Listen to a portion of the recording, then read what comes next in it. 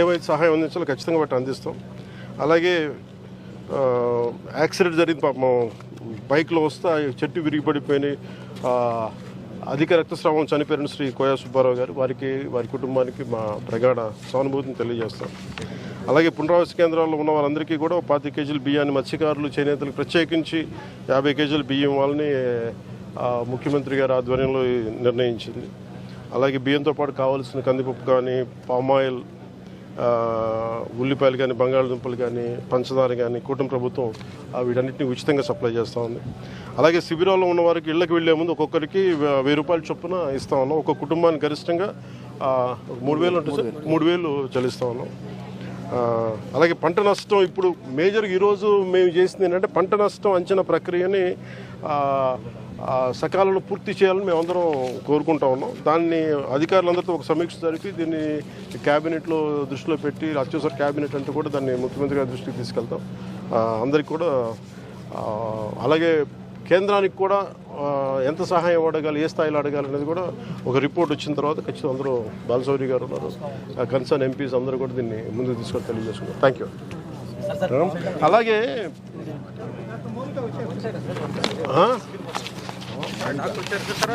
Doctor గారు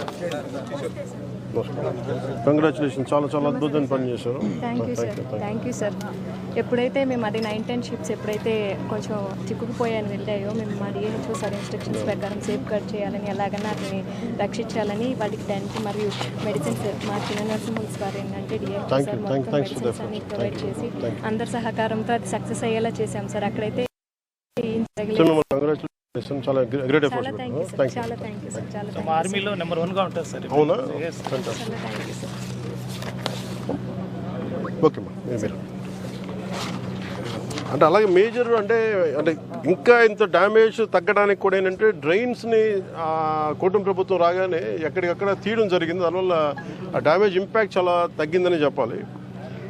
మెయిన్గా ఈ డ్రైన్ అవుట్ఫాల్ స్లూయిస్కి సంబంధించి మున్నార్ బుద్ధప్రసాద్ గారును, బాలశౌరి గారు, మంత్రి గారు దృష్టికి పట్టుకొచ్చారు.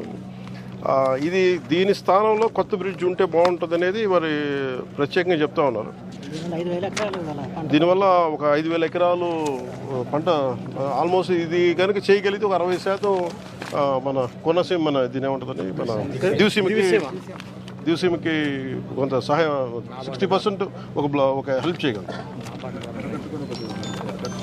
ఉంటారు కరెక్ట్. ఇవన్నీ నాబార్డ్ నిధుల ద్వారా కానీ, లేదంటే ఇంకేమైనా ప్రత్యామ్నాయ సోర్సెస్ ఏమన్నాయని వెతికి దీన్ని త్వరలో పూర్తి చేయాలని దీని మీద ఒక కాంక్రీట్ యాక్షన్ ప్లాన్ ఒకటి మొదలు పెట్టుకోవాలి సార్.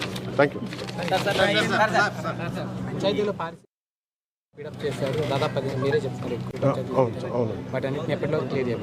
అంటే నిన్న రివ్యూ మీటింగ్ చేసినప్పుడు దాదాపు వాళ్ళు అడిగింది ఏంటంటే మేజర్గా ఈరోజు చేసేస్తామని చెప్పారు.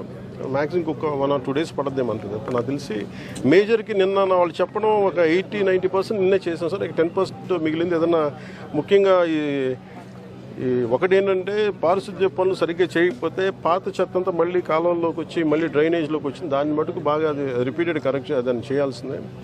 అంటే మెయిన్ ఇలాంటి జరగకుండా ఒకటి కాలువలు పూడికలు తీయటం, 2 మున్సిపాలిటీ స్థాయిల్లో ఈ గార్బేజ్ డంపింగ్ని ఎట్లా చేయాలి, దీన్ని ఆల్టర్నేట్ పవర్ సోర్స్ ఏదైనా చేయాలి, వీటన్నిటి మీద ఒక ఐ థింక్ అన్నారు. ఇలాంటి విపత్తులు వచ్చినప్పుడు, ఇలాంటి కెలామిటీస్ వచ్చినప్పుడు మనకు will understand it better. So అందుకని మనకు సంబంధించినంత వరకు ఇది ఒక 2 daysలో అయిపోతుంది.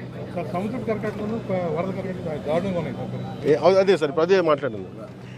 ఇది ఒకసారి నేనే ఇంకొక ఈ మొత్తం అధికారులు ఎక్కువ తిరిగితే వాళ్ళకి ఇబ్బంది పడతారని చెప్పి సహాయ కార్యక్రమాలకి నేను ప్రత్యేకించి దివసీమకి సంబంధించి ఇవన్నీ నేనే వ్యక్తిగతంగా ఒకసారి పరిశీలించి దాని మీద ఒక నివేదికని నేను తీసుకెళ్తాను సార్. దిగువకి వెళ్ళే రోడ్లు కూడా డ్యామేజ్ నాగలంక మండలం ఎదురుమండి ప్రాంతంలో కూడా శాంక్షన్ అయింది సార్. అది నాబార్డు కూడా శాంక్షన్ అయింది. అది కూడా 40 crores పెట్టారు సార్.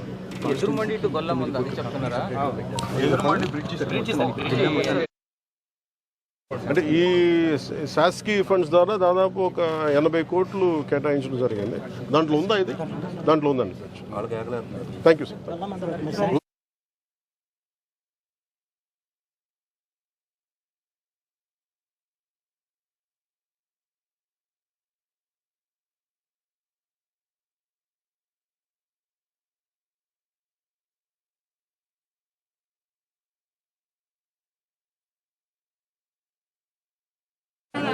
గొల్ల మందకి అంతా కూడా కృష్ణా నదిలో కొంచెం మీరు చేయి తీసి. కలెక్టర్ గారు నేను వెళ్ళి చూడటం తీసి వారు చూపించిన వెంటనే వారితో అంటే అంటే ప్రత్యేకించి నా దృష్టికి తీసుకొచ్చారు మన మన ప్రసాద్ గారు కానీ మన బాలసౌరి గారు కానీ మా దృష్టికి తీసుకొచ్చారు.